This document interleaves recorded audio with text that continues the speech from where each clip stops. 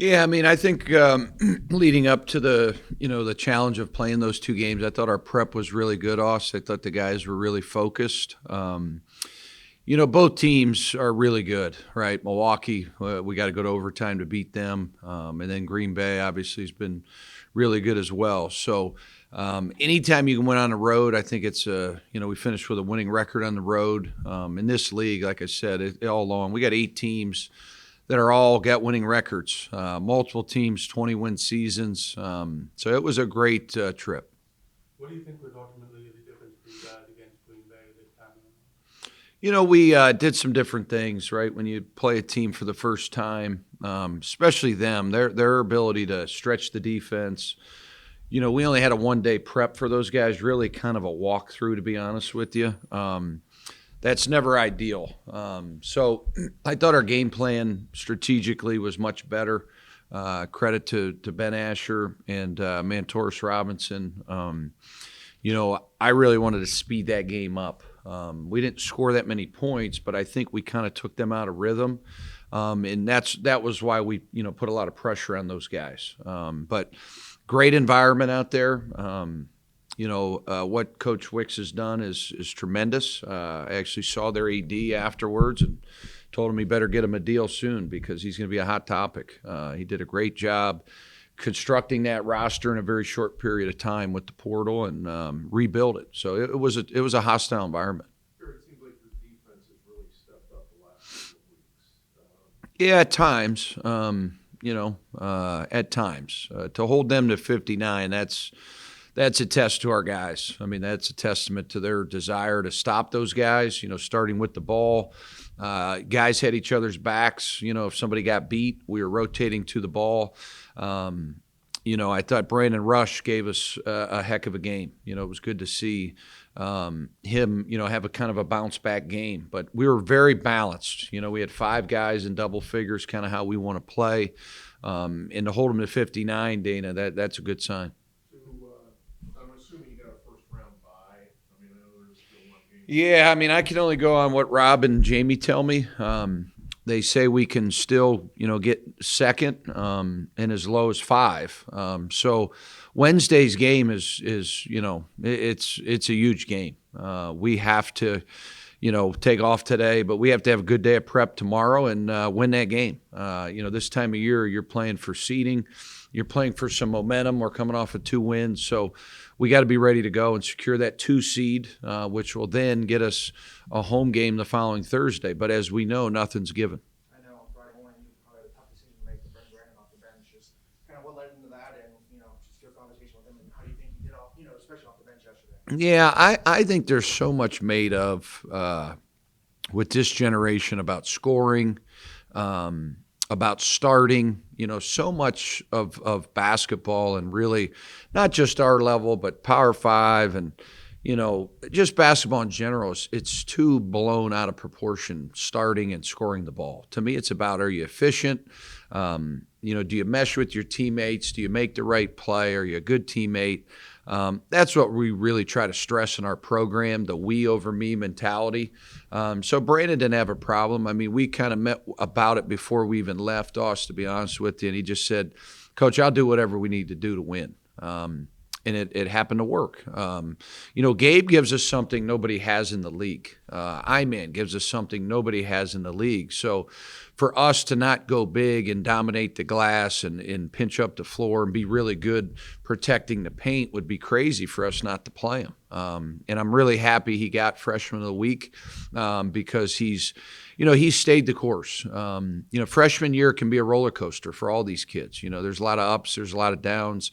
He battled injuries, and he's playing good basketball. Do you expect that to happen the rest of the year for Brandon to come off the bench? Or is it going to be depending on who you play? Yeah, I mean, I think almost all our guys understand it's kind of a game-by-game thing, certain matchups. We'll probably stick with that for Wednesday, but it certainly could change. Here, with 1 or 2 games left, depending, you guys have 1 regular season game. You mentioned there's 8 teams, 9 teams. I mean, the league has been very, very competitive throughout. You're probably the most competitive it's been. So how would you describe this league this year from your standpoint? Yeah, I would describe our league as a very, very balanced. very well coached, high-level players. When these all leagues come out, when there's 15 guys, there's a first, there's a second, there's a third. Dana, all those kids, there's going to be some kids left off the list. And quite honestly, this year, it's going to be hard when we have to vote. We have to have our votes in by Sunday. We're not allowed to vote for our guys. But the league is really, really good. You look at our attendance across the board, that environment that I just saw at Green Bay. Oakland's been getting great crowds. We certainly have been getting great crowds. Wright State, Northern Kentucky. It's a very desirable league to play in. If I was a high school kid or a portal kid or a junior college kid, you get to experience some great things. We went out to Lambeau. We took our team to Lambeau, got a tour. You're in some major cities. So I think our league tournament is going to be awesome. Whoever wins it, I couldn't tell you. I think, we have as good a chance as anybody. We should be very confident. We're coming off of 2 wins. We have, not only a great starting 5, but we got great depth. We can win scoring, and we can win with our defense. To me, that's what tournament basketball is about. I think the league is really good. You have 21 wins now. A win on Wednesday would give you 22. Would give you 46 in the last 2 years, which would tie the most wins in back-to-back years since 57-58. Wow, I didn't know that. What would that mean to you? Yeah, I think what all this means to me is it's been a group effort. It's from your managers to your players to your coaches to your marketing team. Hopefully, it shows people in our community when they come out, we have an unbelievable atmosphere. Right, we're whatever and 2, I think, this year at home. Last year, we created an unbelievable atmosphere. That's what we need on Wednesday. If we're fortunate enough the following week to host a home game, we need it again. We need them 2 more times. All right, we need 2 sellouts. The last 2, games. Hopefully, we can play 2 games here. But it's something we should all be very proud of, Dana. It hasn't been done in 50 years, right? So it's something you don't take lightly.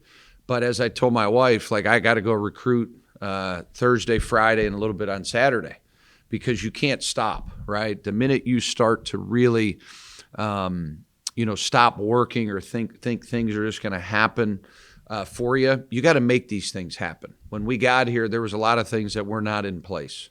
You got to make things happen. You got to work. You got to have a plan. You got to have belief. And you got to go through some struggles, right? We didn't have the transfer portal my first 2 years, okay? So now to build a program, I'm not saying it's easier, but there's more ways to do it than there was before. The old way was take high school guys or junior college guys. If you got a transfer, they had to sit out. So I think these things, as you saw at Green Bay, he flipped that program in 6 months. Our story is more of a 7-year type of commitment and struggles in getting there now where, we fully anticipate trying to get in the NCAA tournament. We want to get to the NCAA tournament. We're not satisfied with 21, 22, 23, whatever it ends up being. Who knows? But our goal now is to win this game on Wednesday, get off our feet for 2 days, and then get ready to win a tournament. That's the goal. With the number of close games that you guys have played this year, you've won some, you've lost some. Just you got a single-digit losses to Oakland, the last second shot against Green Bay, Northern Kentucky. Yeah, that too. Being just a game. Thanks, Neil. Thanks. Is that just kind of you guys are so close, but you couldn't quite get there? Yeah, I mean, you're always, as a coach, going to have some regret about decisions you make when the outcomes don't go your way, right? So you could say Green Bay here, Northern Kentucky there, Oakland twice.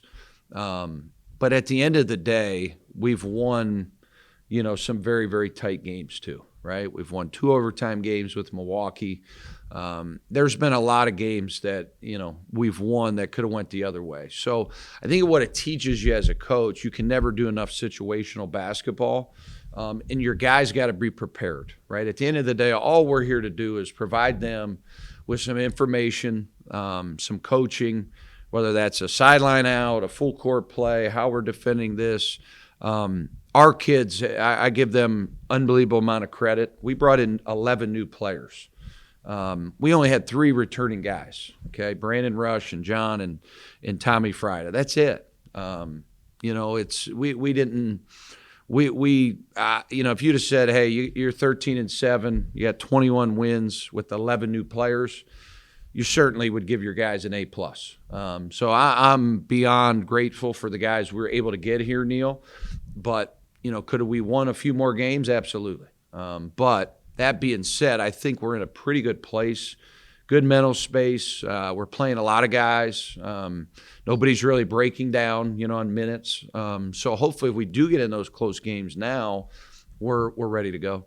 Do you feel like, you know, being in all those battles will kind of ultimately help you in that kind of tournament atmosphere where Yeah. single elimination? I think so, but I also think everybody else has been in those battles. So I think when you get into a single elimination tournament with 11 teams, number one thing you want is home court. There's no doubt about that. You want to play the least amount of games and as many games as you can at home. So a win on Wednesday secures that.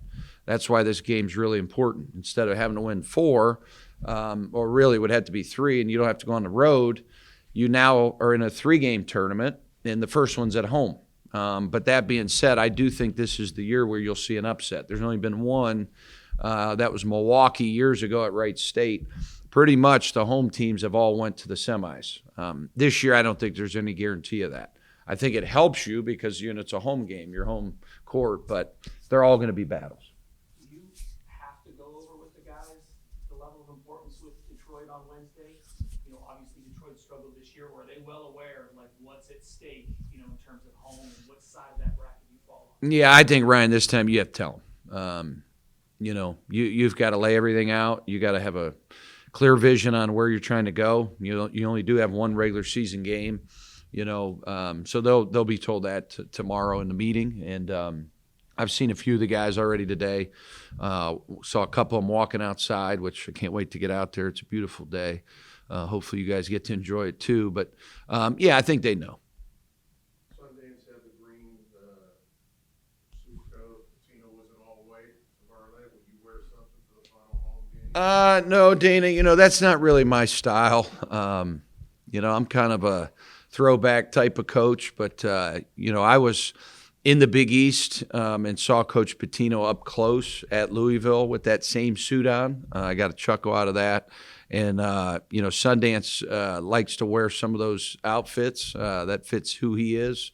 I think you have to be who you are, and that's just definitely not me.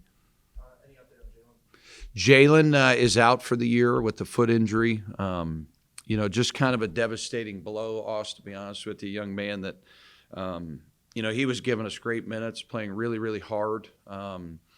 You know, he had surgery the other day on his foot, and he'll be out the rest of the year.